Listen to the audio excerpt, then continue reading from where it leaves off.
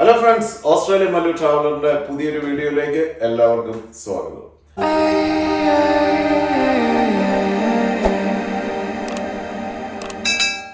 അപ്പൊ ഇന്നത്തെ നമ്മുടെ ഈ വീഡിയോക്കകത്ത് ഞങ്ങള് കണ്ട് പരിചയമുള്ള രണ്ട് വ്യക്തികളാണ് നമ്മുടെ ജോമറ്റ് ആൻഡ് മരിയ. അപ്പം thank you for the new informations you are going to provide us. എന്താണ് പുതിയ ഇൻഫർമേഷൻസ്? പുതിയ ഇൻഫർമേഷൻ എന്ന് പറഞ്ഞാൽ നമ്മുടെ ന്യൂസിലാൻഡ് നഴ്സിംഗ് കൗൺസിലിന്റെ ഒരു പ്രോസസ്സിങ്ങിലുള്ള ഒരു ഡിഫറൻസ് പറയാൻ വേണ്ടിയിട്ടാണ്. നമ്മള് ഓൾറെഡി സോജനുമായിട്ട് തന്നെ നമ്മൾ ഒരു വീഡിയോ ചെയ്തിട്ടുണ്ട്. UK നിന്ന് എങ്ങനെ ഓസ്ട്രേലിയയിലേക്ക് ചെയ്തിരുന്നതാണ്. അപ്പൊ അന്ന് നമ്മൾ പറഞ്ഞ ആ ഒരു പ്രോസസ്സ് ഓൾമോസ്റ്റ് കംപ്ലീറ്റ്ലി സ്റ്റോപ്ഡ് എന്ന് പറയുന്ന പോലെയാണ്. 1st of July തൊട്ട് മാറ്റം വന്നിട്ടുണ്ട്. അതായത് UK-ലും അയർലൻഡിലും ഉണ്ടായിരുന്നവർക്ക് CGFNS പ്രോസസ് ചെയ്ത് New Zealand nursing council registration direct എടുത്ത് അവിടുന്ന് ട്രാൻസ് ടാസ്മാൻ പാത്വേ വഴി ഓസ്ട്രേലിയയുടെ രജിസ്ട്രേഷൻ എടുക്കുന്നതായിരുന്നു പ്രോസസ് എന്ന് പറയുന്നത്. അപ്പം ഈ 1st of July New Zealand nursing council അതിനൊരു മാറ്റം വരുത്തിയിരിക്കുകയാണ്. അതിന്റെ മാറ്റം എന്താന്ന് പറഞ്ഞാൽ UK, അയർലൻഡ്, USA, സിംഗപ്പൂർ, അതുപോലെ തന്നെ ബ്രിട്ടീഷ് കൊളംബിയ, ഒണ്ടാരിയോ പ്രൊവിൻസസ്, കാനഡയുടെ ഇത്രയും സ്ഥലങ്ങളിൽ പഠിച്ചിട്ടുള്ളവരാണെങ്കിൽ അവരുടെ bachelor degree qualification leads to registration അത് ചെയ്തിട്ടുള്ളവരാണെങ്കിൽ, അതുപോലെ തന്നെ ഈ കൺട്രീസിൽ 1800 hours രജിസ്ട്രേഷൻ കിട്ടിയതിനു ശേഷം നഴ്സസ് ആയിട്ട് വർക്ക് ചെയ്തിരിക്കുന്നവരായിരിക്കണം ലാസ്റ്റ് 10 years 800 hours, അതായത് ഏകദേശം ഒരു വർഷം. അങ്ങനെയുള്ളവർക്ക് മാത്രമേ ഉള്ളൂ ന്യൂസിലൻഡിലേക്ക് ഈ പറയുന്ന ക്യാപ്പ്, ഓസ്കി. ക്യാപ് എന്ന് പറയുന്നത് കോമ്പിറ്റൻസി അസസ്മെന്റ് പ്രോഗ്രാം ആണ്. അത് ഓൾമോസ്റ്റ് സ്റ്റോപ്പ് ചെയ്തിരിക്കുവാണ്. ഇപ്പൊ മോസ്കി എന്ന് പറയുന്ന ഒരു ടെസ്റ്റ് അസസ്മെന്റ് പാത്വേ ആണ്. അപ്പം അങ്ങനത്തെ കാര്യങ്ങളിൽ നിന്ന് എക്സംഷൻ കൊടുക്കുന്നത് ഈ രണ്ടാൾക്കാർ. അതായത് അവരുടെ ക്വാളിഫിക്കേഷൻ ഈ പറയുന്ന കൺട്രീസിൽ നിന്നായിരിക്കണം, അതുപോലെ അവരുടെ ഒരു വർഷത്തെ എക്സ്പീരിയൻസ് പറയുന്നതും ഈ കൺട്രീസിൽ നിന്നായിരിക്കണം.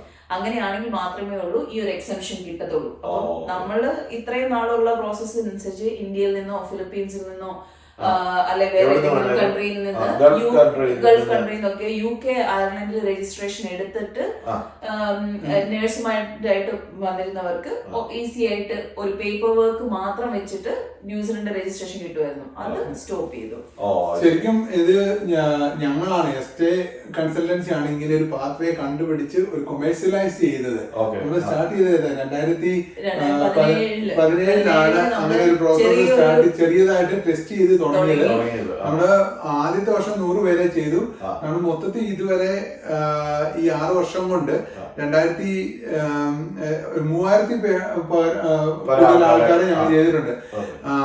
2022 മുതൽ 2024 വരെ ആപ്രാഡ് രജിസ്ട്രേഷൻ എടുത്തിരിക്കുന്നത് ഏകദേശം 37,000 പേരാണ്. ആപ്രാഡ് രജിസ്ട്രേഷൻ എടുത്തെന്ന് പറഞ്ഞാൽ ഈ പാത്വേ മാത്രമല്ല, പക്ഷെ മറ്റുള്ള മൊത്തത്തിലുള്ളത്. അതിനകത്ത് ന്യൂസിലാൻഡ് രജിസ്ട്രേഷൻ എടുത്ത പാത്വേ വഴി വന്നിരിക്കുന്ന ഏകദേശം 20,000-25,000 പേരോളം ഉണ്ട്. അപ്പൊ അത്രയും നമ്പര് വന്നതിന് ഒരു കാരണവും, ഒത്തിരി പേർക്ക് ഇവിടെ ജോലി കിട്ടാനുണ്ടായ ഒരു കാരണവും, ഓസ്ട്രേലിയൻ ഡ്രീം പൂവണയാനുണ്ടായ കാരണവും എന്ന് പറയുന്നത് ഈ ഒരു പാത്വേ. ഇപ്പം ഈസി ആയിട്ടൊരു പാത്വേ എന്ന് പറഞ്ഞാൽ അറൌണ്ട് $2,000-2,500 എല്ലാം ഇതും ചെയ്ത് ന്യൂസിലാൻഡ് രജിസ്ട്രേഷൻ കിട്ടുമായിരുന്നു, ഓസ്ട്രേലിയൻ രജിസ്ട്രേഷൻ കിട്ടുമായിരുന്നു. അത്രയും നല്ലൊരു പാത്വേ, ഈസി ആയിട്ടുള്ള ഒരു പാത്വേ കംപ്ലീറ്റ് ആയിട്ട് സ്റ്റോപ്പ് ആയി എന്നുള്ളതാണ് ഇവിടുത്തെ ഏറ്റവും വലിയൊരു ദുഃഖകരമായ കാരണം. നമുക്ക് ഇത് ഏറ്റവും കൂടുതൽ ബാധിച്ചത് ഇന്ത്യൻസ് അല്ലെങ്കിൽ ആഫ്രിക്കൻ കൺട്രിയില്, ഫിലിപ്പീനോസ്, അങ്ങനെയുള്ള മറ്റു യൂറോപ്യൻ രാജ്യങ്ങളിൽ ഇവിടെയൊക്കെ പഠിച്ചിറങ്ങി എന്നിട്ട് UK രജിസ്റ്റർ ചെയ്തിട്ട് ഓസ്ട്രേലിയക്ക് വരാൻ ആഗ്രഹിക്കുന്ന ആളുകളെയാണ് ഇത് ഏറ്റവും കൂടുതൽ ബാധിച്ചിരിക്കുന്നത്. അതൊരു തീരാ നഷ്ടം എന്ന് തന്നെ പറയാം. കാരണം ഒരുപാട് ആൾക്കാർ ഇപ്പം ഓസ്ട്രേലിയയിലേക്ക് വരാനുള്ള ഒരു പ്രോസസ്സിംഗ് ജമ്പ് ചെയ്യാനായിട്ട്, അല്ലെങ്കിൽ ആ പ്രോസസ്സിംഗ് അത്രയും ഒരു ലെങ്തി പ്രോസസ്സിംഗിലൂടെ കടന്നു പോകാതെ അവർക്ക് UK-ലേക്ക് പോയി അവിടെ നിന്ന് ഓസ്ട്രേലിയയിലേക്ക് ബൈപാസ് ചെയ്ത് ഇനി പോരാം എന്നുള്ള ഒരു ഓപ്ഷൻ ഉണ്ടായിരുന്നു. അത് പക്ഷെ ഇനി തൊട്ട് പോസിബിൾ അല്ല. ഈവൻ ദോ ഇവര് ലൈക് ന്യൂസിലാൻഡ് നഴ്സിംഗ് കൗൺസിൽ പറയുന്നുണ്ട് ഇൻഡിവിജ്വലൈസ്ഡ് ആയിരിക്കും, ആപ്ലിക്കേഷൻ കേസ് ടു കേസ് ആയിരിക്കും എന്ന് പറഞ്ഞാൽ പോലും സാധ്യതകൾ കുറവാണ്. പിന്നെ വേറൊരു ഇതെന്ന് പറഞ്ഞാൽ CGFNS വെബ്സൈറ്റിൽ പറഞ്ഞിരിക്കുന്നത് 1st of July മുന്നേ അവര് ഓൾറെഡി CGFNS ആപ്ലിക്കേഷൻ സ്റ്റാർട്ട് ചെയ്തിട്ടുണ്ടെങ്കിൽ ഈ ഒരു പുതിയ റൂൾ ചേഞ്ച് അവരെ അഫക്ട് ചെയ്യുന്നു. പിന്നെ നമുക്ക് ഇനി ഇതിന്റെ കൂടെ നമുക്ക് ആഡ് ഓൺ ചെയ്യാവുന്ന ഒരു കാര്യം എന്ന് പറഞ്ഞാൽ ഇപ്പൊ നമുക്ക് UK-ലും അയർലൻഡിലും ഒക്കെ ഉള്ള സെക്കൻഡ് ജനറേഷൻ ആൾക്കാരുണ്ടല്ലോ, മലയാളികളിൽ തന്നെ സെക്കൻഡ് ജനറേഷൻ. അങ്ങനെയുള്ള കുട്ടികൾ അവരുടെ സ്കൂളിംഗ്, സെക്കൻഡറി സ്കൂളിങ്ങും അതുപോലെ അവിടെ തന്നെ പഠിച്ചവരാണ്. അപ്പം അവർക്ക് ആക്ച്വലി ഓസ്ട്രേലിയയിലേക്ക് ഡയറക്റ്റ് രജിസ്ട്രേഷൻ കിട്ടാനുള്ള ഓപ്ഷൻസും കാര്യങ്ങളുണ്ട്. അപ്പൊ അവരുടെ പ്രൈമറി സെക്കൻഡറി സ്കൂളിംഗ് ഒക്കെ അവിടെ തന്നെയാണ്. അപ്പൊ അവര് നഴ്സിംഗ് ക്വാളിഫിക്കേഷൻ എടുത്തിരിക്കുന്നതും രജിസ്ട്രേഷൻ എടുത്തതും അവിടെ ജോലി ചെയ്യുന്നതും ഒക്കെ UK അയർലൻഡിലൊക്കെ ആണ് എന്നുണ്ടെങ്കിൽ തീർച്ചയായിട്ടും അവർക്ക് ഡയറക്റ്റ് ആപ്രയിലേക്ക് രജിസ്ട്രേഷൻ അപ്ലൈ ചെയ്യാൻ പറ്റും. അതുപോലെ തന്നെ അവർക്ക് ഡയറക്റ്റ് ആൻമാക്കിന്റെ രജിസ്ട്രേഷൻ മുന്നേ തന്നെ ആൻമാക്കിന്റെ സ്കിൽ അസസ്മെന്റ് ചെയ്യാൻ പറ്റും.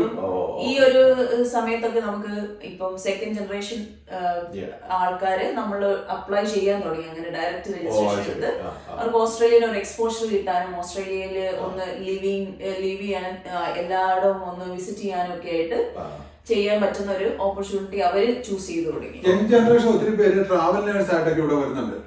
അപ്പൊ അങ്ങനെയുള്ളവർക്കൊക്കെ അതായത് ജസ്റ്റ് നഴ്സിംഗ് ഓസ്ട്രേലിയയിൽ UK അല്ല അയർലൻഡിലൊക്കെ നഴ്സിംഗ് പഠിച്ച പിള്ളേർക്ക് അവിടുന്ന് നേരെ രജിസ്ട്രേഷൻ കാണാം. അവർക്ക് എന്തായാലും ന്യൂസിലാൻഡ് പാത്വേ വഴി പോകേണ്ട കാര്യം പോലും ഇല്ല.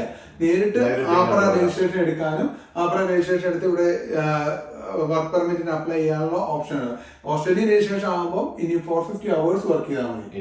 ലൈക്ക് 1 year 1800 hours വർക്ക് ചെയ്യേണ്ട കാര്യമില്ല. ഇപ്പൊ ഇതെല്ലാം മറ്റൊരു പാത്വേ ഓപ്പൺ ആവുന്നുണ്ട് എപ്പോഴും. പക്ഷെ ഇത് ഡിസഡ്വാൻറ്റേജ് ആയിരിക്കുന്നത് ഇന്ത്യയിൽ പഠിച്ചിറങ്ങി ഇപ്പൊ UK-ക്ക് പോയി ഉടനെ തന്നെ ഇങ്ങോട്ട് മൂവ് ചെയ്യാൻ ആഗ്രഹിക്കുന്ന യങ് ആയിട്ടുള്ള ജനറേഷൻ ഉള്ളവര് UK-ക്ക് പോകുമ്പോൾ ഫ്രീ ആയിട്ട് പോകാൻ പറ്റി, എക്സ്പെൻസ് ഇല്ലായിരുന്നു, അങ്ങനെയുള്ള ബെനിഫിറ്റുകൾ ഇപ്പം ഭയങ്കരമായിട്ട് മിസ്സായി. ഒത്തിരി പേര് അങ്ങനെ വന്നിട്ടുണ്ടല്ലോ ഈ പറഞ്ഞൊരു പാത്വേ ത്രൂ. അപ്പൊ അവർക്ക് അതൊരു വലിയൊരു കോവിഡിന്റെ സമയത്ത് ബോർഡർ കംപ്ലീറ്റ്ലി ക്ലോസ് ചെയ്തിരുന്ന സമയത്ത് ആൾക്കാർ അവരുടെ ഒരു ടൈം വേസ്റ്റ് ആക്കാതെ ഇപ്പം ഇവിടെ തന്നെ ബ്രിഡ്ജിംഗ് പ്രോഗ്രാമിന് അഡ്മിഷൻ എടുത്ത് വിസ കിട്ടിയവർക്ക് പോലും ആ ഒരു സമയത്ത് ഇങ്ങോട്ടേക്ക് വരാൻ പറ്റുന്നുണ്ടായിരുന്നില്ല. അപ്പം ആ ഒരു സമയത്ത് അവർക്ക് UK-യിൽ പോയി ഒരു എക്സ്പീരിയൻസ് എടുക്കാൻ പറ്റി, ഒരു ഡിഫറെന്റ് കൺട്രി എക്സ്പോഷർ കിട്ടി. അതിനുശേഷം അവർ ഈ ഒരു സമയത്ത് ഓസ്ട്രേലിയൻ രജിസ്ട്രേഷൻ എടുത്ത് ഒരുപാട് ആൾക്കാർ ഈ റീസെന്റ് ടൈമിൽ ഓസ്ട്രേലിയയിലേക്ക് മൂവ് ചെയ്തിട്ടുണ്ടായിരുന്നു. അപ്പം ആ ഒരു റൂട്ട് മാറി. ഇനിയിപ്പം ഈ കേരളത്തിൽ നിന്നൊക്കെ ഉള്ളവർക്ക് ഇപ്പം നമ്മള് പല ആൾക്കാരുമായിട്ട് സംസാരിക്കുമ്പോൾ നമുക്ക് മനസ്സിലാക്കുന്ന ഒരു കാര്യം എന്ന് പറഞ്ഞാല് ഈവൻ ദോ പലരും UK-ലോ അയർലൻഡിലോ പോകുന്നെങ്കിലും അവരുടെയൊക്കെ ഡെസ്റ്റിനേഷൻ ഫേവറേറ്റ് ഡെസ്റ്റിനേഷൻ എന്ന് പറയുന്ന ഓസ്ട്രേലിയയാണ്. ഇവിടുത്തെ ഒരു ലൈഫ് സ്റ്റൈല് കൊണ്ട് വെതർ എല്ലാം വെച്ചിട്ട് എല്ലാ കാര്യങ്ങൾ കൊണ്ടും പലരുടെയും ഒരു ഫൈനൽ ഡെസ്റ്റിനേഷൻ എല്ലാവരും ചൂസ് ചെയ്യുന്നത്, കൂടുതൽ ആൾക്കാർ ചൂസ് ചെയ്യുന്ന ഓസ്ട്രേലിയയാണ്. അപ്പം ഇനിയിപ്പം കേരളത്തിൽ നിന്നോ അല്ലെ ഇന്ത്യയുടെ വേറെ ഭാഗത്തൊക്കെ ജോലി ചെയ്യുന്നവര് നിങ്ങൾക്ക് ഓസ്ട്രേലിയ ആണ് ഡെസ്റ്റിനേഷൻ എങ്കിൽ ഡെഫിനറ്റ്ലി ഓസ്ട്രേലിയയുടെ പാത്വേ തന്നെ ചൂസ് ചെയ്യണം എന്നുള്ളതാണ്. ഡയറക്റ്റ് പാത്വേ ചൂസ് ചെയ്യണം. അതാണ് ഒരു പുതിയ അപ്ഡേറ്റ് അല്ലേ? അതൊരു വലിയ ഇമ്പോർട്ടന്റ് അപ്ഡേഷൻ ആണ്. അപ്പൊ അത് കരുതി വെച്ചോളുക. ഇന്ത്യയിൽ നിന്ന് ഓസ്ട്രേലിയയിലേക്ക് ഡയറക്റ്റ് വരാൻ ആഗ്രഹിക്കുന്ന അല്ലെങ്കിൽ എപ്പോഴെങ്കിലും ഓസ്ട്രേലിയ എത്തിപ്പെടാൻ ആഗ്രഹിക്കുന്നവര് ബെറ്റർ അവരെ തന്നെ പ്രിപ്പയർ ചെയ്യുക. NCLEX-RN എക്സാം എഴുതാനായിട്ട് ഇംഗ്ലീഷ് ടെസ്റ്റ് ആവശ്യമുണ്ട്. അക്കാഡമിക് മൊഡ്യൂൾ ആണ് രജിസ്ട്രേഷന് വേണ്ടത്. IELTS ആണെങ്കിൽ ഇൻഡിവിജ്വൽ 7 വേണം. അതുപോലെ തന്നെ ഓസ്ട്രേലിയയിൽ എത്തിക്കഴിഞ്ഞ് ഓസ്കി എന്ന് പറയുന്ന ഒരു എക്സാം ആണ്. അതായത് ക്ലിനിക്കൽ എക്സാം, അവരുടെ ബിഹേവിയറൽ അസസ്മെന്റിന് വേണ്ടിയിട്ടുള്ള ആ എക്സാമും ക്ലിയർ ചെയ്ത് കഴിഞ്ഞാൽ അവർക്ക് ഡെഫിനറ്റ്ലി ഓസ്ട്രേലിയക്കുള്ള രജിസ്ട്രേഷൻ കിട്ടും. പിന്നെ ഇപ്പം എക്സിസ്റ്റിംഗ് ആയിട്ടുള്ള അതായത് രജിസ്ട്രേഷൻ ഓൾറെഡി ഉണ്ട് ന്യൂസിലൻഡ് പാത്വേ വഴിയോ അല്ലെ ഡയറക്റ്റ് ഇപ്പം ഒരുപാട് ആൾക്കാർ രജിസ്ട്രേഷൻ എടുത്ത് വരുന്നുണ്ട്. അങ്ങനെയുള്ള ആൾക്കാർക്ക് ഇപ്പോഴും ജോബ് വേക്കൻസീസ് ഓസ്ട്രേലിയയിലുണ്ട്. അടുത്ത ഒരു 10 വർഷത്തില് 80,000 നഴ്സുമാരെയാണ് ഓസ്ട്രേലിയയിലേക്ക് ആവശ്യം വരുന്നത്. അതെ, അപ്പം ഇപ്പോഴത്തെ പുതിയ സ്റ്റഡി 2035 വരെ 80,000 നഴ്സുമാരുടെ ഷോർട്ടേജ് ആണ് അവർ എക്സ്പെക്ട് ചെയ്യുന്നത് ബൈ 2035. അപ്പോൾ അതാണ് പുതിയ സ്റ്റഡി വന്നത്. തീർച്ചയായിട്ടും വേക്കൻസികളുണ്ട്. ഇപ്പം ഇൻഫ്ലേഷൻ അനുസരിച്ചോ അല്ലെ ബഡ്ജറ്റിന്റെ ഇതനുസരിച്ചിട്ടോ അപ്സ് ആൻഡ് ഡൗൺസ് വരും. ബട്ട് സ്റ്റിൽ ഇവിടെ അവൈലബിൾ ആണ്. അപ്പം ചില കാലഘട്ടങ്ങളിൽ ചിലപ്പം ഇപ്പൊ കഴിഞ്ഞ ഒരു വർഷം നോക്കുവാണെങ്കിൽ കൂടുതൽ എംപ്ലോയർ സ്പോൺസേഡ് PR-ഉം എംപ്ലോയർ സ്പോൺസേഡ് വിസകളും ആയിരിക്കും കൂടുതൽ കിട്ടിയിരുന്നത്. ഈ ഒരു വർഷം ബഡ്ജറ്റ് കട്ടിങ് കാര്യങ്ങളൊക്കെ കാരണം എംപ്ലോയേഴ്സ് ചിലപ്പോൾ പബ്ലിക് ഹെൽത്തിലുള്ള എംപ്ലോയേഴ്സ് ഡയറക്റ്റ് 186-ന് അതായത് പെർമനന്റ് റെസിഡൻസിക്ക് ചിലപ്പോൾ സ്പോൺസർഷിപ്പ് കൊടുക്കുന്നിരിക്കില്ല. പക്ഷെ സ്റ്റിൽ പബ്ലിക് ഹോസ്പിറ്റല് നമ്മൾക്ക് എന്താ പറയുക, നമ്മളുമായിട്ട് ഡയറക്റ്റ് ടൈപ്സ് ഉള്ള പബ്ലിക് ഹോസ്പിറ്റലുകളും അതുപോലെ പ്രൈവറ്റ് ആയിട്ടുള്ള ഹോസ്പിറ്റൽ ഏജ് കെയർ ഫെസിലിറ്റികളൊക്കെ തന്നെ വർക്ക് വിസകൾ സ്പോൺസർ ചെയ്യുന്നുണ്ട്. അവര് നമ്മൾ റീസെന്റ് ആയിട്ടുള്ള നമ്മുടെ എക്സിസ്റ്റിംഗ് എംപ്ലോയേഴ്സുമായിട്ട് സംസാരിക്കുമ്പോൾ അവർ പറയുന്നത് അവരുടെ പെർഫോമൻസ് നല്ലതാണെങ്കിൽ തീർച്ചയായിട്ടും ഒരു 6 to 1 ഇയറിനുള്ളിൽ അവർക്ക് പെർമനന്റ് റെസിഡൻസിക്ക് അവർ സ്പോൺസർ ചെയ്യാനായിട്ട് റെഡി ആണെന്നുള്ള ഇതും തരുന്നത് നല്ലൊരു കാര്യം തന്നെയാണ്. അതെ, പോസിറ്റീവ് കാര്യമാണ്. ഇപ്പൊ കഴിഞ്ഞ ഒരു 3 ആഴ്ചയായിട്ട് ഞാനൊരു 60+ എംപ്ലോയേഴ്സിനെ ഡയറക്റ്റ് മീറ്റ് ചെയ്തു. പല മീറ്റിങ്ങുകൾക്കായിട്ട് ഞാൻ ട്രാവലിലായിരുന്നു, ഡയറക്റ്റ് മീറ്റ് ചെയ്തു. ഇവരുടെ എല്ലാം കൺസേൺ എന്ന് പറയുന്നത് ബഡ്ജറ്റ് കട്ടിംഗ് ആണ്. ഹ്യൂജ് ബഡ്ജറ്റ് കട്ടിംഗ് ആണ് ഗവൺമെന്റിന്റെ ഭാഗത്തുനിന്നും ഏജ് കെയറിലെല്ലാം വന്നിരിക്കുന്നത്. പക്ഷേ ഇവർക്കെല്ലാം നഴ്സുമാരെ ആവശ്യമുണ്ട്. അപ്പം ഇതിനകത്ത് ആകെ പ്രശ്നം എന്ന് വെച്ചാൽ ഇവർക്ക് നഴ്സുമാരെ വേണ്ട എന്നല്ല, അവര് ഇപ്പം 10,000 20,000 റീലൊക്കേഷൻ പാക്കേജ് ഒക്കെ കൊടുത്ത് ഇവിടെ കൊണ്ടുവന്നുകൊണ്ടിരുന്നത് നിർത്തിയിട്ട് അവര് നമ്മൾ സ്പെൻഡ് ചെയ്ത് ഇവിടെ വരേണ്ടി വരും. പക്ഷെ ഇപ്പൊ വിക്ടോറിയ കഴിഞ്ഞ ദിവസം നഴ്സുമാർക്ക് 28% സാലറി ഇൻക്രീസ് 4 വർഷം കൊണ്ട്. അപ്പം ഇവിടെ സാലറി വീണ്ടും ഇൻക്രീസ് ആയിരിക്കും, ഹ്യൂജ് ഇൻക്രീസ് 28% ആണ് വന്നിരിക്കുന്നത് വിക്ടോറിയ തന്നെ. കാൻബറ ഓൾറെഡി അപ്രൂവൽ വെച്ചിരിക്കുവാണ്, ഫൈനൽ ആയിട്ടില്ല. ഉടനെ ഈ ദിവസങ്ങളിൽ വരുമെന്നുള്ളതാണ് ഞങ്ങൾക്ക് അറിയാൻ പറ്റുന്നത്. പിന്നെ ക്യൂൻസ്ലാൻഡില് പിന്നെ ഏജ് കെയറിൽ 15% ഓൾറെഡി ഇൻക്രീസ് വന്നിട്ടുണ്ട് സാലറി. നല്ല സാലറിയാണ്, ബാക്കിയുള്ള രാജ്യങ്ങളെ അപേക്ഷിച്ച് അടിപൊളി സാലറിയാണ് കൂടി ഉള്ളത്. അതുകൊണ്ട് എപ്പോഴും നമ്മൾ ആദ്യം കിട്ടുന്ന $5,000 അല്ലെങ്കിൽ $10,000 റീലൊക്കേഷൻ പാക്കേജ് അതിനെ നമ്മൾ നോക്കി നിന്ന് ഉള്ള ഓപ്പർച്യൂണിറ്റി കളയാതിരുന്നാല് ശരിക്കും കിട്ടുന്ന ഓപ്പർച്യൂണിറ്റി ഹ്യൂജ് ആയിരിക്കും. നല്ലൊരു ഓപ്പർച്യൂണിറ്റി ഇവിടെ കിട്ടുന്നുണ്ട്. ആ ബഡ്ജറ്റ് കട്ടിങ് ആണ്. അതിപ്പോ ഈ 2 വർഷത്തേക്ക് അല്ല 1 വർഷത്തേക്ക് ആ ബഡ്ജറ്റ് കട്ടിങ്ങിന്റെ ഇഷ്യൂസ് ഉണ്ടാവും. പക്ഷെ സ്മാർട്ട് ആയിട്ടുള്ള തീരുമാനം എടുക്കുന്ന ഒരു 482 കയറി വന്നാല് അവരുടെ ബഡ്ജറ്റ് അടുത്ത വർഷം തിരിച്ചു വരുമ്പോഴത്തേക്കും അല്ലെങ്കിൽ കാര്യങ്ങൾ റെഡി ആകുമ്പോഴത്തേക്കും ഓട്ടോമാറ്റിക് ആയിട്ട് എല്ലാവർക്കും 186 കിട്ടും. 482 ജോബ് സെക്യൂർ ആയിട്ട് ഇവിടെ വരാൻ പറ്റും. 482 വർക്ക് വിസ ആയി വരുവാണെങ്കിൽ ഇപ്പം നമ്മുടെ 189 190 വിസകൾ, ഇപ്പം 190 വിസകൾ ഗവൺമെന്റ് കൂടുതലായിട്ട് പ്രൊമോട്ട് ചെയ്യുന്നുണ്ട്. അതായത് സ്റ്റേറ്റ് നോമിനേറ്റഡ് വിസകള്, റീജിയണൽ സ്പോൺസർഷിപ്പ് വിസകള് ഒക്കെ കൂടുതലായിട്ട് ഇപ്പൊ പ്രൊമോട്ട് ചെയ്യാൻ തുടങ്ങിയിട്ടുണ്ട്. നേരത്തെ 189 ഇഷ്ടം പോലെ ആൾക്കാർ കിട്ടിക്കൊണ്ടിരുന്നത് സ്റ്റോപ്പായി, കുറഞ്ഞു, എന്നിട്ട് 80 പോയിന്റ് ഒക്കെ ആക്കി. പക്ഷെ നേരെ 190 491 ഭയങ്കരമായിട്ട് കൂടുകയും ചെയ്തു. അപ്പൊ ഒന്ന് മാറി മറ്റൊന്ന് വരുന്നുണ്ട്, ഓപ്പർച്യൂണിറ്റി ഉണ്ട്. അല്ലാതെ രക്ഷയില്ലല്ലോ. ഇപ്പൊ ഈ പറഞ്ഞ പോലെ ഇത്രയും വേക്കൻസി ഇവിടെ ഉള്ളപ്പോഴത്തേക്ക് ഇവർക്ക് ഏതെങ്കിലും രീതിയിൽ ആളെ കൊണ്ടുവന്നേ പറ്റുള്ളൂ. ബഡ്ജറ്റിന്റെ ഉള്ള വ്യത്യാസം മാത്രമേ ഉള്ളൂ. അവർക്ക് നേരിട്ട് ഇപ്പൊ കഴിഞ്ഞ 3 വർഷം കൊറോണ സമയത്ത് ആളുകൾക്ക് എല്ലാം കാശ് അങ്ങോട്ട് തന്നു കൊണ്ടുവന്നുകൊണ്ടിരുന്നത് മാറിയിട്ട് മറ്റൊരു ഓപ്ഷനിലോട്ട് ആയെന്നു. ഇപ്പൊ UK അയർലൻഡ് നേഴ്സുമാർക്ക് ന്യൂസിലാൻഡ് വഴിയുള്ള പാത്വേ നമ്മൾ മിസ് ഔട്ട് ആയെങ്കിലും അവർക്ക് ശരിക്കും പറഞ്ഞാൽ ഓസ്കി എക്സാം എഴുതിയിട്ട് ഇവിടെ വരാം. അപ്പം ഓസ്കി എക്സാം ന്യൂസിലാൻഡിന്റെ എക്സാം പാസ്സായിട്ട് ഇവിടെ വരാം. അപ്പം ആളുകള് എടുക്കേണ്ട ഒരു പോസിറ്റീവ് എന്ന് പറഞ്ഞാൽ നമ്മുടെ രാജ്യത്ത് നിന്ന് ഇപ്പൊ ഇന്ത്യയിൽ നിന്ന് നമുക്ക് ശമ്പളം 15,000 രൂപ 20,000 രൂപ 30,000 രൂപ കിട്ടിക്കൊണ്ടിരുന്നവര് ഒന്ന് എങ്ങനെയും ഒന്ന് രക്ഷപ്പെടണം എന്നുള്ള ആഗ്രഹത്തിൽ നമ്മൾ UK പോയി. UK നിന്ന് നമ്മൾ അതിൽ നല്ല സാലറി, നല്ല വെതർ, ഇവിടുത്തെ ബെറ്റർ ലൈഫ് സ്റ്റൈലിന് വേണ്ടി ഇങ്ങോട്ട് വരുന്നു. അപ്പം അവർ വരുന്നതിന് മുമ്പായിട്ട് ഇവിടെ വന്ന് വിസിറ്റ് ചെയ്ത് ഈ രാജ്യം ഒന്ന് കണ്ട് എവിടെ സെറ്റിൽ ആവണമെന്ന് രീതി ഒന്ന് പ്ലാൻ ചെയ്ത് വരാനുള്ള അവസരമായിട്ട് ഓസ്കിനെ എടുക്കുവാണെങ്കിൽ ശരിക്കും പറഞ്ഞ ഒരു ഹോളിഡേ ആയിട്ട് ഇവിടെ വന്ന് ഒരു എക്സാം പാസ്സായി അത് കഴിഞ്ഞ് ഇവിടെ ചെയ്യാൻ പറ്റും. പക്ഷെ നമ്മൾക്ക് ലൈഫ് ലോങ് 40% സാലറി ഇൻക്രീസ് കിട്ടണോ, ഒരു ആദ്യത്തെ ഒരു $10,000 സ്പെൻഡ് ചെയ്യണം. ഇതാണ് നോക്കുന്നത്. ലൈഫ് ലോങ്ങില് നമുക്ക് ഒരു എമൗണ്ട് കിട്ടാൻ വേണ്ടിയിട്ട് നമ്മൾ ലോട്ടറി എടുത്താലല്ലേ ഉള്ളൂ ലോട്ടറി അടിക്കുള്ളൂ. 10 രൂപ മുടക്കാതെ $1 ലക്ഷം അടിക്കണമെന്ന് കിട്ടുന്നില്ല. അത് ആ ഒരു ലോട്ടറി എടുക്കാനുള്ള മാനസികാവസ്ഥ ആളുകൾക്കുണ്ടായാൽ മാത്രമേ അത് വ്യത്യാസമുള്ളൂ. അപ്പൊ അതുപോലെ തന്നെ വേറൊരു കാര്യം ചോദിക്കാനുള്ളത് എന്താണെന്ന് വെച്ചാൽ എങ്ങനെയുണ്ട് നിങ്ങളുടെ ബിസിനസ്സും കാര്യങ്ങളും, നിങ്ങളുടെ മൈഗ്രേഷൻ, ഈ നിങ്ങളുടെ ബിസിനസ് എങ്ങനെ പോകുന്നു, അതൊന്ന് പറയാം. നമ്മുടെ ബിസിനസ് നല്ല രീതിയിൽ തന്നെ പോകുന്നു. ആൾക്കാര് നിങ്ങൾ ഇഷ്ടംപോലെ വരുന്നുണ്ട്. തീർച്ചയായിട്ടും വരുന്നുണ്ട്. കാരണം നമുക്ക് ഒരു അഡ്വാൻറ്റേജ് എന്ന് പറയുന്നത് നമുക്ക് ഡയറക്റ്റ് ആയിട്ട് റിക്രൂട്ട്മെന്റുകൾ ചെയ്യാൻ പറ്റുന്നതാണ്. നമ്മള് ആക്ച്വലി നഴ്സസിന്റെ രജിസ്ട്രേഷൻ പ്രോസസ്സിംഗ് ഇപ്പൊ ന്യൂസിലൻഡ് ആയിക്കോട്ടെ, ഓസ്ട്രേലിയയുടെ ഡയറക്റ്റോ അല്ലെങ്കിൽ ഇപ്പൊ ന്യൂസിലൻഡ് പാത്വേ വഴിയാണോ എങ്ങനെയാണെങ്കിലും നമ്മൾ രജിസ്ട്രേഷൻ സപ്പോർട്ട് ചെയ്യുന്നുണ്ട്, സ്കിൽ അസസ്മെന്റ് സപ്പോർട്ട് ചെയ്യുന്നുണ്ട്. അതുപോലെ സ്കിൽഡ് മൈഗ്രേഷൻ 189, 190, 491 പോലുള്ള സ്കിൽഡ് മൈഗ്രേഷൻ സപ്പോർട്ട് ചെയ്യുന്നുണ്ട്.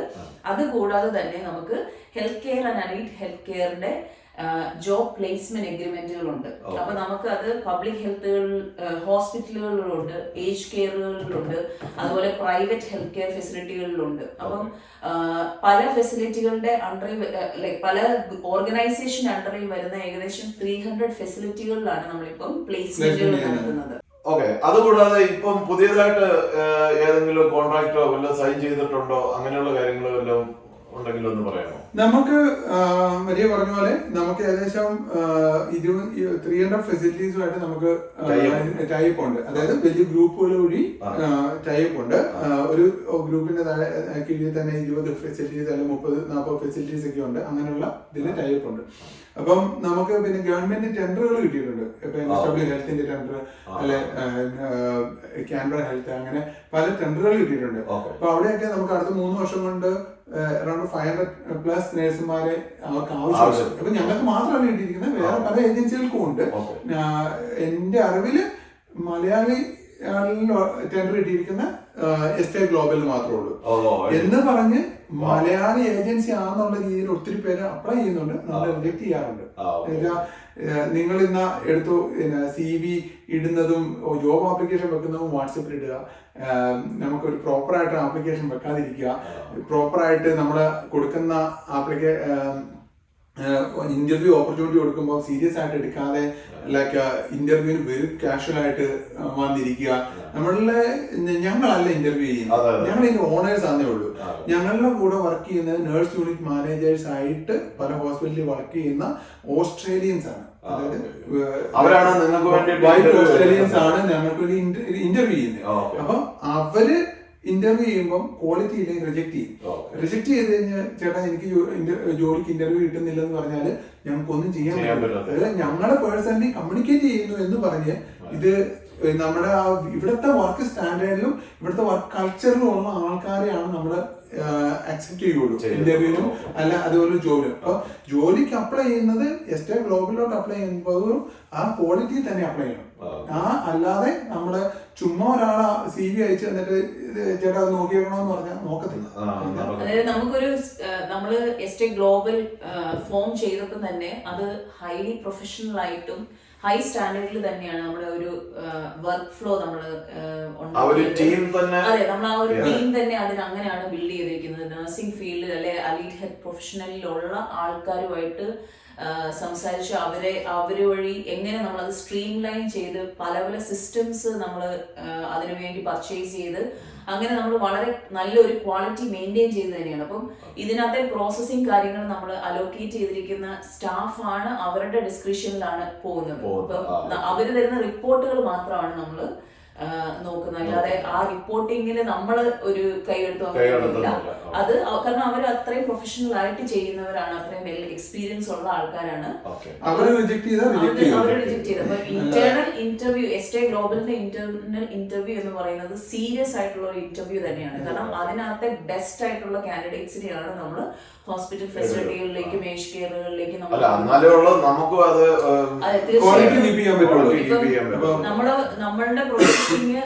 നമ്മളുടെ പ്രോസസ്സിംഗ് നമ്മളുടെ ഓരോ സ്റ്റേക്ക് ഹോൾഡേഴ്സും, അതായത് നമ്മള് എഗ്രിമെന്റ് ഉള്ള ഓരോ എംപ്ലോയേഴ്സിനെയും അവർക്കും അവയർനെസ് ഉണ്ട്. അപ്പം അവർ റിയലി ഹാപ്പിയാണ് നമ്മൾ സ്ട്രീം ലൈൻ ചെയ്തിരിക്കുന്ന പ്രോസസ്സിംഗ് കാര്യങ്ങൾ. അപ്പം അവർക്കും നമ്മുടെ ക്വാളിറ്റി മോശമായാല് നമ്മുടെ എംപ്ലോയേഴ്സ് നമ്മളെ റിജക്ട് ചെയ്യും.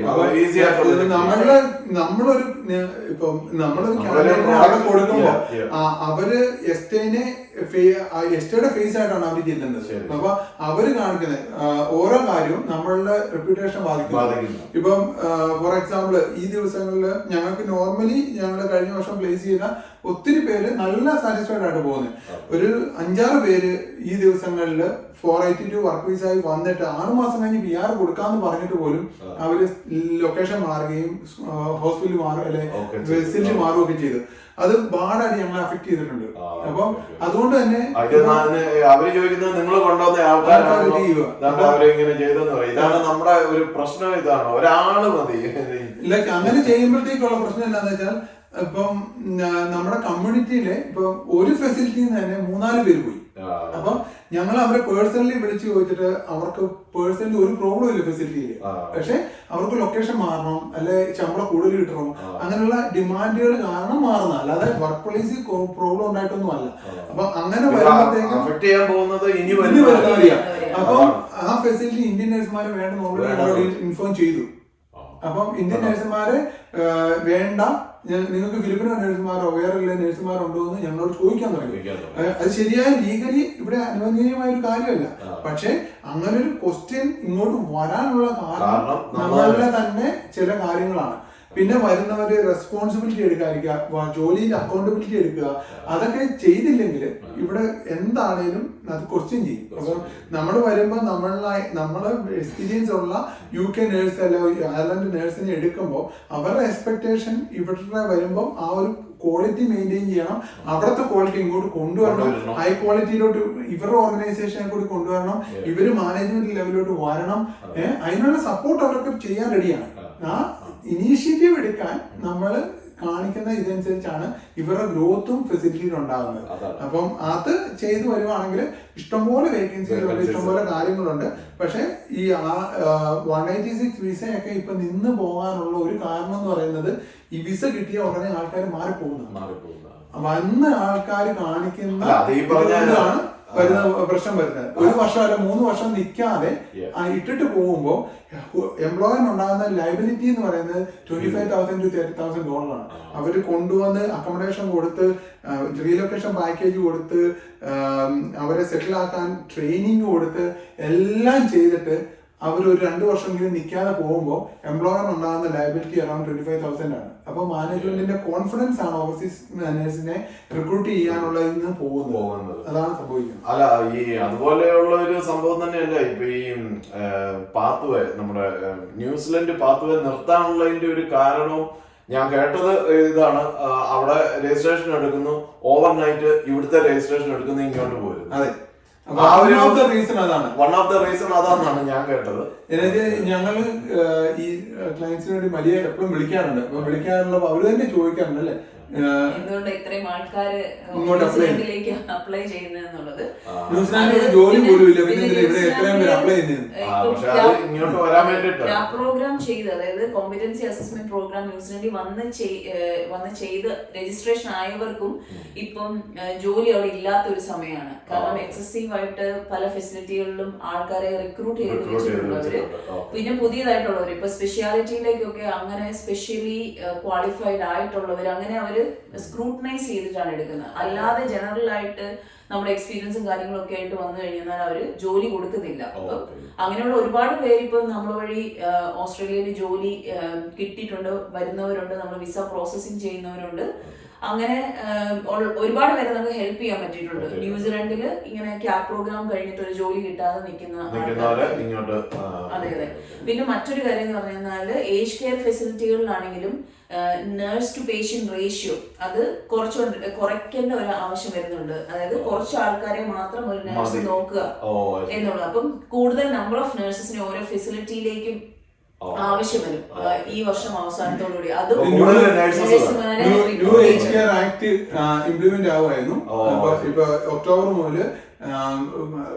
ഗവൺമെന്റ് പുതിയ റൂള് റെഗുലേഷന്റെ സജഷൻ പ്രകാരം പേഷ്യന്റ് നഴ്സ് റേഷ്യോ കൂട്ടുവാണ്. അപ്പോഴത്തേക്കും പേഷ്യൻസിന്റെ കുറച്ച് ലൈക്ക് ഇപ്പം ഒരു ഫെസിലിറ്റിയിൽ മോർണിംഗ് ടൈമില് 25 to 30 പേഷ്യൻസിനെയാണ് ഏജ് കെയറുകളിൽ നഴ്സുമാർ നോക്കുന്നത്, ഒരാള്. അതായത് ഇവിടെ നോക്കുക എന്ന് പറഞ്ഞാല് ഇവര് വൂൺ കെയറും മരുന്ന് കൊടുക്കുന്നത് മാത്രമല്ല, പേഴ്സണൽ കെയർ അല്ല കെയറേഴ്സ് ആണ് ചെയ്യുന്നത്. അല്ലാതെ നമ്മൾ പറയുമ്പോ ഈ 30 നഴ്സ് എന്ന് പറഞ്ഞാൽ അവരുടെ റെസ്പോൺസിബിലിറ്റി ആണ് ഇവരുടെ കാര്യം. അതിന്റെ ഒരു കാര്യം വരുന്നത് ഈ UK-ല് നേഴ്സസും ഫ്ലോറിൽ ഇറങ്ങി പേഴ്സണൽ കെയർ ഒക്കെ ചെയ്യുന്ന ഒരു സംഭവമുണ്ട്. പക്ഷെ ഇവിടെ അതില്ല. ഇല്ല, ഇവിടെ ഇവര് ഓൺ മാനേജ്മെന്റ്, മെഡിക്കേഷൻ കൊടുക്കുക, റിപ്പോർട്ടിങ്, ഡോക്യുമെന്റേഷൻ, ഇതൊക്കെ മാത്രം ചെയ്താൽ മതി നേഴ്സസിന് ഇവിടെ. പക്ഷെ അതിന്റെ റേഷ്യോ ഇപ്പൊ കൂട്ടാൻ പോവാണ്. അല്ലല്ല, അപ്പൊ അത് കുറയ്ക്കാൻ പോവാ. കൂടുതൽ നേഴ്സുമാർ വരും. 30 പകരം ചിലപ്പോ 15 ആ റേഞ്ചിലോട്ടൊക്കെ വരാൻ പോവാണ്. അതിന്റെ കറക്റ്റ് റേഷ്യോ എനിക്കറിയില്ല. ആ റേഷ്യോ കുറയ്ക്കുകയാണ്. പിന്നെ നൈറ്റ് ഡ്യൂട്ടിക്ക് 24 hour കെയർ എന്നുള്ള രീതിയിലോട്ട് ആവുകയാണ്. നൈറ്റ് ഡ്യൂട്ടിക്ക് ഒരു ഫെസിലിറ്റി 60 പേഷ്യൻസ് ആണെങ്കിൽ 60 പേർക്കും കൂടി ഒരു നേഴ്സായിരുന്നു. അത് മാറിയിട്ട് ഇപ്പം 2 നേഴ്സ് 3 നേഴ്സ് എന്നുള്ള ലെവലിലോട്ട് വരും. അങ്ങനെ വരുമ്പോഴത്തേക്കും ഇൻ റിയാലിറ്റിയില് നേഴ്സുമാരുടെ എണ്ണം ഷോർട്ടേജ് നേഴ്സിംഗ് ഹോമുകളിൽ വളരെയധികം കൂടാൻ പോകും. അപ്പൊ അതൊരു ഹ്യൂജ് വേക്കൻസി ഓപ്പർച്യൂണിറ്റി ആണ്. അതൊരു പ്ലസ് പോയിന്റ് ആണ് നമുക്ക്. അപ്പം പിന്നെ പോയിട്ട് ഈ പറഞ്ഞാല് ഈ ഒരു പാത്വേ നിന്ന് പോയെന്നേ ഉള്ളൂ. പക്ഷെ വേറെ നമുക്ക് ഇഷ്ടംപോലെ ഓപ്ഷൻസ് ഉണ്ട്.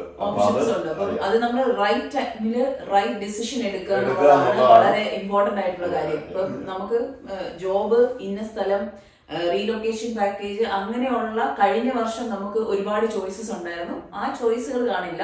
പകരം നമുക്കിപ്പം ജോബ് നോക്കി നമുക്ക് കിട്ടുന്ന സ്ഥലത്ത് പോകാൻ റെഡി ആകുവാണെങ്കിൽ അങ്ങനെ പോകാൻ പറ്റും.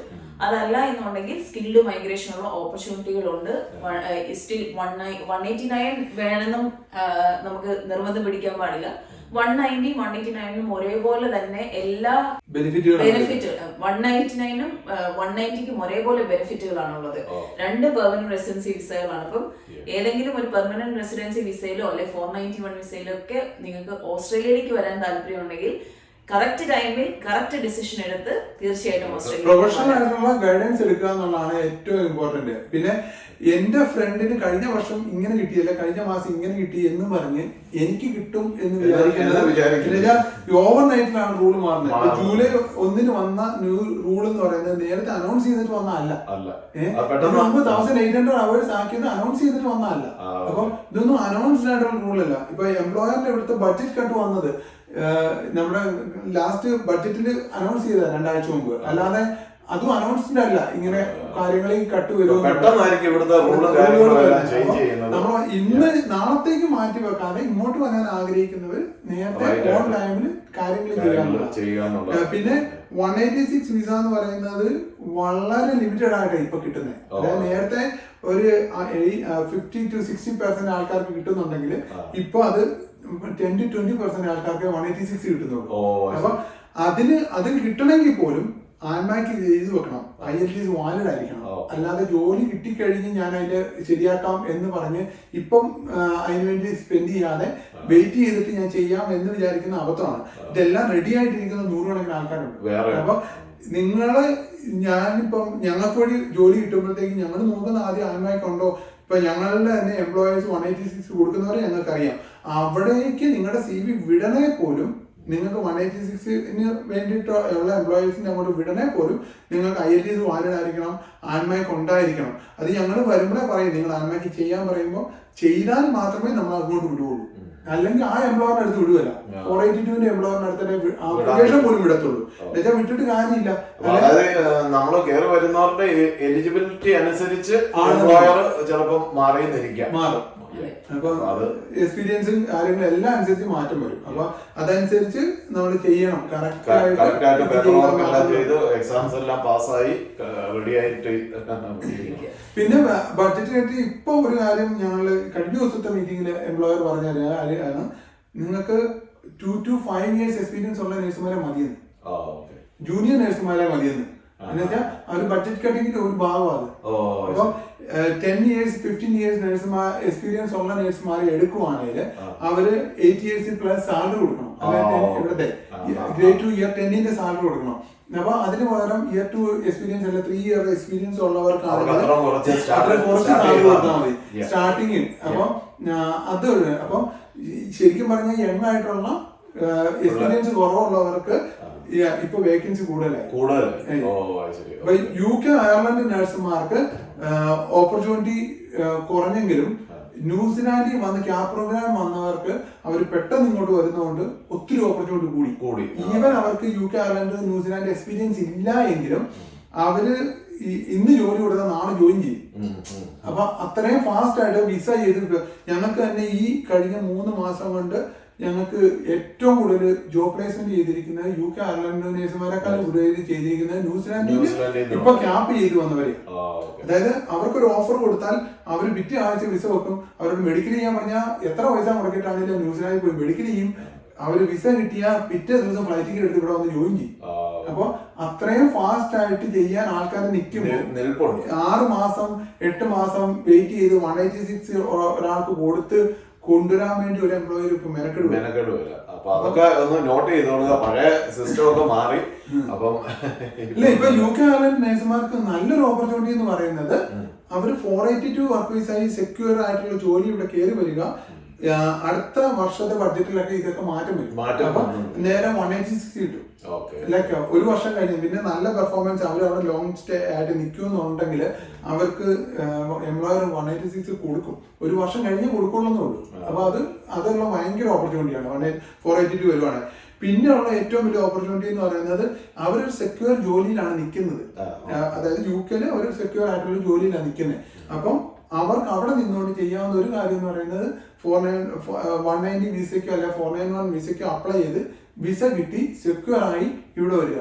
അങ്ങനെ വരുമ്പോൾ അവർക്ക് കൂടുതൽ ജോലി ചെയ്യാൻ അവസരമില്ല. ഇപ്പൊ 482 വന്നാൽ ഒരു എംപ്ലോയറിനോട് മാത്രമേ വർക്ക് ചെയ്യാൻ പറ്റുള്ളൂ. ആ സ്ഥാനത്ത് ഈ വിസകളിൽ വരുവാണെങ്കിൽ ഇപ്പൊ ഒരു 3 ദിവസം ഒരു എംപ്ലോയറിനോടെയും വേറൊരു 3 ദിവസം വേറെ എംപ്ലോയറിനോടെയും ഒക്കെ ചെയ്യാൻ പറ്റും. അപ്പം നമുക്ക് വർക്ക് റെസ്ട്രിക്ഷൻ ഇല്ലല്ലോ, കാഷ്വൽ ഷിഫ്റ്റുകൾ എടുക്കാം, അങ്ങനെയുള്ള ഓപ്പർച്യൂണിറ്റീസ് ഉണ്ട്. അപ്പൊ ഇഷ്ടം പോലെ ജോബ് ഓപ്പർച്യൂണിറ്റി കിട്ടും. അപ്പം ഈ അടുത്ത ഒരു വർഷം കൊണ്ട് വിസ പ്രോസസ്സിങ്ങും കാര്യങ്ങളും എല്ലാം ചെയ്ത് റെഡിയാക്കി വെക്കാമെങ്കിൽ അതാണ് ഏറ്റവും വലിയ ഓപ്പർച്യൂണിറ്റി. 2 രീതിയിൽ ഇവിടെ വരാം. അപ്പം മറ്റൊരു പാത്വേ, അതായത് ഇപ്പൊ ഇവർക്കുള്ള ഒരു ഗുണം എന്ന് പറയുന്നത് നേഴ്സുമാരുടെ കുത്തിവെപ്പ് നിന്നു. UK അയർലൻഡ് വഴിയുള്ള ന്യൂസിലാൻഡ് വഴിയുള്ള ഭയങ്കരമായിട്ടുള്ള പുതിയ ആൾക്കാർ വരുന്നത് നിന്നു. അപ്പൊ ഇപ്പൊ വന്ന് രജിസ്ട്രേഷൻ എടുത്തിരിക്കുന്ന 25,000 നേഴ്സുമാരുമായിട്ട് ഇവർ കോമ്പീറ്റ് ചെയ്താൽ മതി. പിന്നെ നേരെ ആപ്ര രജിസ്ട്രേഷൻ എടുക്കുന്നതും നേരെ ന്യൂസിലാൻഡ് രജിസ്ട്രേഷൻ എടുക്കുന്നതും ഒരു വർഷം മാക്സിമം 3,000 ഒരു 3,000 ഡയറക്റ്റ് വരുന്നത് 2,000-3,000 പേരേ ഉള്ളൂ. അവരുമായിട്ട് കോമ്പീറ്റ് ചെയ്താൽ മതി. അപ്പം ഒരു ഫുൾ 2 രാജ്യത്തിന്റെ കോമ്പറ്റീഷൻ നിന്ന് പോയി. ഇപ്പൊ നിലവിലുള്ള രജിസ്ട്രേഷൻ എടുത്തവർക്ക് PR കിട്ടാനുള്ള ചാൻസ്, പോയിന്റ് ബേസ്ഡ് PR കിട്ടാനുള്ള ചാൻസ് കൂടുവാണ്. അതോടൊപ്പം തന്നെ 482 വർക്ക് വിസ കിട്ടാനുള്ള ഹൈ ചാൻസ് കൂടുവാണ്. ഭയങ്കര ചാൻസ് കൂടുന്നത്. അപ്പൊ നിലവിലുള്ളവർക്ക് ഭയങ്കര ഓപ്പർച്യൂണിറ്റി രജിസ്ട്രേഷൻ കിട്ടിയവർക്ക്. അപ്പൊ ഗൈസ്, അപ്പം പുതിയ വിശേഷങ്ങളൊക്കെ നിങ്ങൾ കണ്ടു കഴിഞ്ഞല്ലോ. അപ്പം നമ്മള് എസ്റ്റേ മൈഗ്രേഷൻ എന്ന് പറഞ്ഞു കഴിഞ്ഞാല് നിങ്ങൾക്കറിയാം, എന്റെ ഈ ചാനലിൽ തന്നെ ഇഷ്ടം പോലെ നിരവധി വർഷങ്ങളായിട്ടുള്ള വീഡിയോസ് ഉണ്ട്. ഇവരിവിടെ കറക്റ്റ് ആയിട്ട് കാര്യങ്ങൾ ചെയ്യുന്ന ആൾക്കാരാണ്. വേറെ തട്ടിപ്പോ വെട്ടിപ്പോ അങ്ങനെയുള്ള സംഭവങ്ങളൊന്നുമില്ല. കറക്റ്റ് ആയിട്ട് കാര്യങ്ങൾ ആണെങ്കിൽ വൃത്തിയായിട്ട് കാര്യങ്ങൾ ചെയ്ത് നിങ്ങളെ ഇവിടെ എത്തിക്കുന്ന നല്ലൊരു മൈഗ്രേഷൻ ഏജൻസിയാണ് എസ്റ്റേ മൈഗ്രേഷൻ. നിങ്ങൾ കൂടുതലും വാട്സാപ്പിലായിരിക്കും അല്ലെ? ഞങ്ങൾ വാട്സാപ്പിലാണ് കമ്മ്യൂണിക്കേറ്റ് ചെയ്യുന്നത്. പിന്നെ ഇമെയിൽ വഴിയാണ്. ഞങ്ങൾ ആൾക്കാരുടെ പുറകെ നടന്ന് വിളിച്ച് രജിസ്റ്റർ ചെയ്യിക്കാറില്ല. അതുകൊണ്ട് തന്നെ ആൾക്കാർക്ക് നമ്മൾ എപ്പോഴും അവരെ വിളിച്ചാൽ കിട്ടത്തില്ല എന്ന കംപ്ലൈന്റ് ഉണ്ട്, എടുക്കാൻ പറ്റാഞ്ഞില്ല. അതുപോലെ എൻക്വയറി വരുന്നതുകൊണ്ട് ദയവ് ചെയ്ത് ഇതൊരു ബാർഡർമാർക്കായിട്ട് ഇടേണ്ടത്. എന്ന് വെച്ചാൽ നമ്മള് നേഴ്സുമാരുടെ ജോലി ഫിസിയോതെറാപ്പിസ്റ്റ്, ഓക്യുപേഷണൽ തെറാപ്പിസ്റ്റ് അങ്ങനെയുള്ളവരുടെ ജോലി കാര്യങ്ങളാണ് ഏറ്റവും കൂടുതൽ സപ്പോർട്ട് ചെയ്യുന്നത്. നമുക്കൊരു മാസം വരുന്ന എൻക്വയറി 1,000+ ആണ്. പ്ലസ് നമുക്ക് മാസം ജോലിക്കായിട്ട് അപ്ലൈ ചെയ്യുന്നവര് 300+ ആണ്. അപ്പം അതിന്റെ ഒരു ഡിഫിക്കൽറ്റി എന്ന് പറയുന്നത് ഇവരെല്ലാരും നമ്മൾ ഇന്റർവ്യൂ ട്രെയിനിങ് കൊടുക്കുക, ഇങ്ങനെയുള്ള ഒത്തിരി കാര്യങ്ങൾ ചെയ്യുന്നുണ്ട്. അതുകൊണ്ട് തന്നെ നമുക്ക് എല്ലാ കേസും എടുക്കാൻ പറ്റുന്നില്ല. പ്രോപ്പറായിട്ട് അപ്ലൈ ചെയ്യുന്നവരും കാര്യങ്ങളാണ് ചെയ്യാൻ പറ്റുന്നത്. നമ്മള് ഒരു അപ്ലിക്കേഷൻ തന്നു, അല്ലെ അപ്ലിക്കേഷൻ തന്നാൽ നമ്മള് ഫോളോ അപ്പ് ചെയ്യും. പക്ഷെ നമ്മുടെ പല ഓപ്ഷൻസുമായിട്ട് നിൽക്കുന്നവര് നമ്മൾ പുറകെ നടക്കത്തില്ല. ഇന്നത് ചെയ്യാവോ എന്ന് ചോദിച്ച് ഞങ്ങള് എന്നുവെച്ചാൽ നമുക്ക് വേറെ നമുക്ക് വേണ്ട വേക്കൻസിയിലോട്ട് അപ്ലൈ ചെയ്യാൻ വേറെ ആൾക്കാർ വന്നോണ്ടിരിക്കും. അതുകൊണ്ട് നമുക്ക് പുറകെ നടന്ന് നിനക്ക് ജോലി വേണോ എന്ന് ചോദിക്കുന്ന, അല്ലെങ്കിൽ ഇന്ന വിസ ഇന്ന പോലെ എന്ന് പറയുന്ന ഒരു രീതി ഞങ്ങൾക്കില്ല. അപ്പൊ നമ്മൾ ആ വേണ്ട കാര്യങ്ങൾ കറക്റ്റായിട്ട് പറഞ്ഞു കൊടുക്കും. പിന്നെ അവരുടെ തീരുമാനമാണ് ഞങ്ങളുമായിട്ട് രജിസ്റ്റർ ചെയ്യണം വേണ്ടത്. അല്ലാതെ ഞങ്ങള് പുഷ് ചെയ്ത് ജയിക്കാറില്ല. അപ്പൊ ആ ഒരു രീതി ഉള്ളതുകൊണ്ട് പലർക്കും പരാതിയുണ്ട്. സോനിയേട്ടനും പരാതി പറയാറുണ്ട്, നിങ്ങളെ വിളിച്ചിട്ട് കിട്ടുന്നില്ല. ഞാനും കാരണം എനിക്ക് പരിചയമുള്ള പലരും എന്നെ വിളിച്ചിട്ട് ഡയറക്റ്റ് പറയും, ഞാൻ ജോമറ്റിനെ വിളിച്ചു, മറിയെ വിളിച്ചു, അവരെടുക്കുന്നില്ല. അപ്പൊ ഞാൻ പറയും നിങ്ങൾ വാട്സാപ്പിൽ കോണ്ടാക്ട് ചെയ്യും എന്ന് പറയും. അപ്പൊ അത് പിന്നെ അതാണ്, ഇവര് ഭയങ്കര ബിസിയാണ്. ഇവർക്ക് നാട്ടില് നമ്മുടെ കോട്ടയത്ത് തന്നെ ഓഫീസും കാര്യങ്ങളും എല്ലാം ഉണ്ട്. അപ്പം ഇത് പ്രോപ്പർ ആയിട്ട് പോകുന്ന ജെന്യുവൻ ആയിട്ടുള്ള ഒരു ഏജൻസിയാണ്. അപ്പം ഗൈസ്, ഇത്രയൊക്കെ ഇൻഫർമേഷൻ ഇങ്ങനെ ഇന്ന് കിട്ടി. ഇനി നിയമങ്ങൾ മാറുന്നതനുസരിച്ച് പുതിയ പുതിയ ഇൻഫർമേഷൻസുമായിട്ട് വീണ്ടും വരുന്നതായിരിക്കും. അപ്പം അതിന് നമ്മുടെ ചാനൽ സബ്സ്ക്രൈബ് ചെയ്യുക, അതുപോലെ തന്നെ നമ്മുടെ ഫേസ്ബുക്ക് പേജ് ഫോളോ ചെയ്യുക. അപ്പോൾ thank you very much Jomet and Maria, ഇത്രയും നല്ല ഇൻഫർമേഷൻസ് നമുക്ക് ഇവർക്ക് വേണ്ടിയിട്ട് പാസ് ചെയ്യാൻ പറ്റിയതിൽ thank you. All the best for your YouTube channel. Like നന്നായിട്ട് തന്നെ എല്ലാം പോട്ടെ. ഒത്തിരി പേർക്ക് ഒത്തിരി ഇൻഫോർമേറ്റീവ് ആവുന്നുണ്ട്. പിന്നെ ഓസ്ട്രേലിയ മലു ട്രാവലർ വഴി എല്ലാവർക്കും കാണാൻ പറ്റുന്നു ഒത്തിരി സ്ഥലങ്ങൾ. ഒത്തിരി ഓസ്ട്രേലിയയിലെ എല്ലാ സ്ഥലവും എക്സ്പ്ലോർ ചെയ്യുന്ന ഒരാളാണ്. ഇത് ഫോളോ ചെയ്താല് ഓസ്ട്രേലിയ ശരിക്കും എന്താണെന്നുള്ള ഒരു ഫീല് കിട്ടാൻ നിങ്ങൾക്ക് ഒത്തിരി നല്ലതാണ്. Thank you. അപ്പൊ thank you very much. Thank U.